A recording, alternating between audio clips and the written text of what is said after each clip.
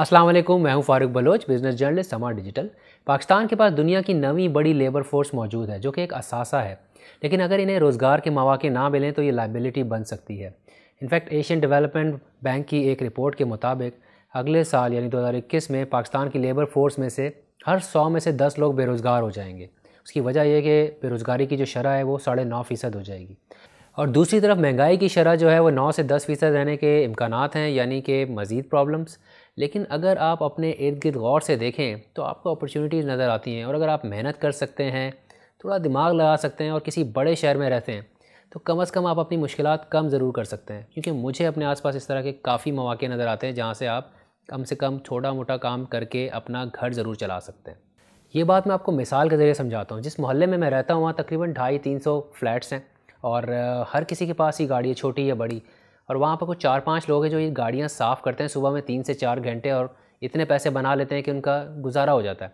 लेकिन वो दिमाग लगाते हैं तो इस इनकम को डबल भी कर लेते हैं। मिसाल देता हूँ मैं आपको रियाज साहब की। ये सुबह तकरीबन 5 बजे से 8 बजे तक 3 घंटे काम करते हैं, 12-13 गाड़ियाँ साफ़ करते हैं। इससे 15,000 रुपये महीने के ये बना लेते हैं। फिर यहीं पर एक मोहल्ले में जो साहब हैं उनको ये ऑफ़िस लेकर जाते हैं दफ्तर, और वहाँ पर ये काम भी करते हैं, और ये हफ़्ते में 5 दिन काम करते हैं। वहाँ से भी इनकी 20-21 हज़ार तनख्वाह बन जाती है, तो इनकी जो टोटल इनकम है वो 35,000 रुपये बन जाती है। अगर मैं पाकिस्तान हाउस होल्ड सर्वे की बात करूँ तो जो एवरेज हाउस होल्ड इनकम है एक मिडिल क्वांटाइल की यानी बीच वाले तबके की, ये उससे ज़्यादा है। अच्छा, इस तरह के और भी लोग हैं। एक और साहब हैं अर्ज़ मोहम्मद, इनसे जब मैंने बात की तो ये भी तकरीबन 15-16 गाड़ियाँ साफ़ करते हैं। किसी से 800 ले लेते हैं, किसी से 1000 ले लेते हैं। तो इनकी भी तकरीबन सुबह समझ लें 5 बजे स्टार्ट करते हैं और 8 बजे तक ये अपना काम फ़ारिग करके 15-16 गाड़ियाँ करके 15,000 रुपये महीने के ये भी बना लेते हैं। फिर ये फैक्ट्री चले जाते हैं और फैक्ट्री से इनको तकरीबन 16,000 रुपये तनख्वाह मिलती है। तो इनकी भी कंबाइन इनकम जो है वो 30,000 से ऊपर हो जाती है। और इसका मवाजना यहाँ जहाँ हमारा ऑफ़िस है आई चंद्रेकर रोड पे, यहाँ जो सिक्योरिटी गार्ड्स की तनख्वाहें उनसे करूँ तो वहाँ यहाँ पर किसी को 16,000, 18,000 या ज़्यादा से ज़्यादा 20,000 मिल रहे होते हैं। वो भी 12-12 घंटे काम करते हैं, और अर्ज़ मोहम्मद भी 12 घंटे काम कर रहा होता है, लेकिन ये उनसे ज़्यादा पैसे तकरीबन समझ लें 35-40% ज़्यादा ही कमा रहे हैं। इस साल के शुरू में जब लॉकडाउन लगा था तो अर्ज़ मोहम्मद की फ़ैक्ट्री बंद हो गई थी और इनकी नौकरी चली गई। 3 महीने तक ये बेरोज़गार रहे, और इस दौरान इन्होंने जो हुकूमत की एक स्टाइपेंड थी 12,000 रुपये की, उसके लिए भी अप्लाई किया था, लेकिन वो मिलते-मिलते इतना टाइम लगा कि लॉकडाउन खुल चुका था, तब कहीं जाके इनका नंबर आया और उनको पैसे मिले।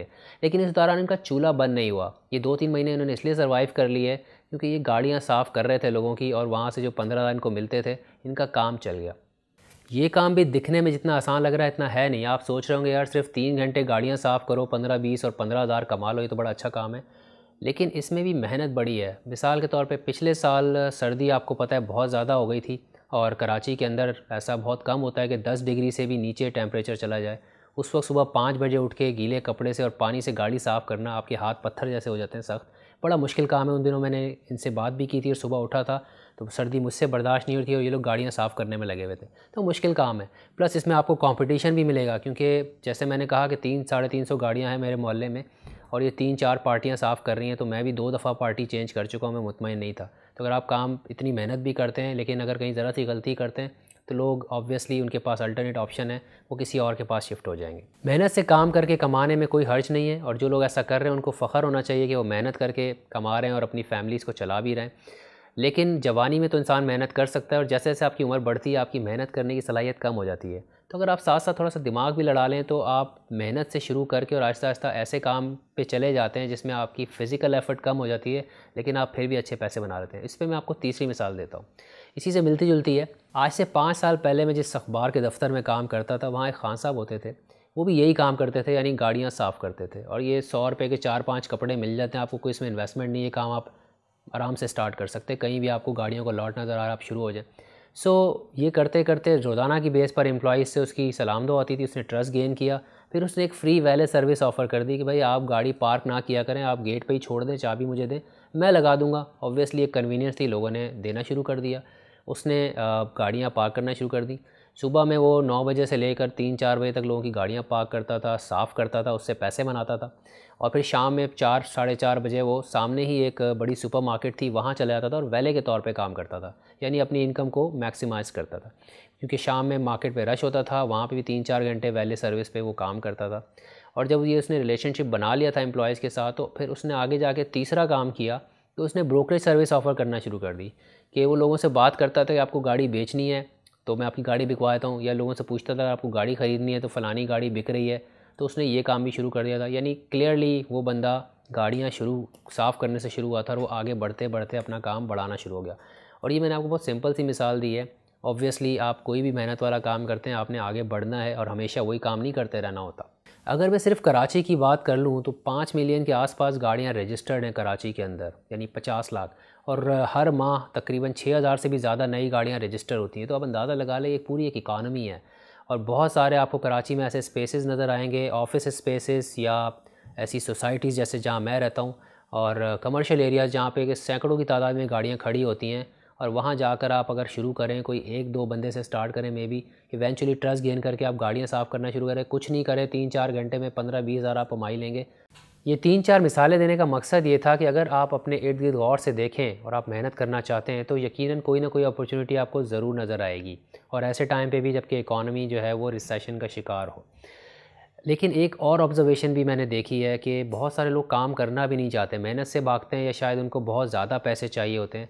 और इसकी भी मैं मिसाल दे सकता हूँ कि मेरे अपने रिलेटिव्स में मैं लोगों से जब बात करता हूँ जो कारोबारी लोग हैं, कोई फूड जॉइंट चला रहे हैं या कोई कंस्ट्रक्शन का काम कर रहे हैं, वो मुझसे कहते हैं यार हम बंदे ढूंढ रहे होते हैं और हमें बंदे नहीं मिलते, क्योंकि मेहनत से भागते हैं या फिर शायद पैसों की डिमांड बहुत ज़्यादा कर रहे होते हैं, उनकी एक्सपेक्टेशन बहुत ज़्यादा होती है।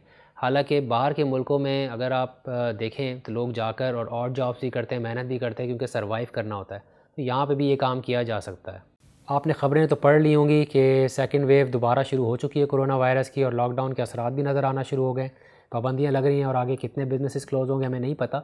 लेकिन अगर आप अपनी जो आसपास का जो माहौल है उस पर नज़र दौड़ाएँ और गौर से देखें, और आप मेहनत भी करना चाहते हैं, तो कहीं ना कहीं आपको अपॉर्चुनिटी ज़रूर नज़र आएगी। स्पेशली अगर आप किसी बड़े शहर में रहते हैं तो ये बहुत ही मुश्किल लगता है बिलीव करना कि किसी बड़े शहर में आपको कोई जॉब ना मिल रही हो, स्पेशली अगर आप मेहनत करने को तैयार हैं तो। आज की वीडियो में बस इतना ही। आपसे दोबारा मुलाकात होगी। अपना और अपने प्यारों का ख्याल रखिएगा। अल्लाह हाफ़िज़।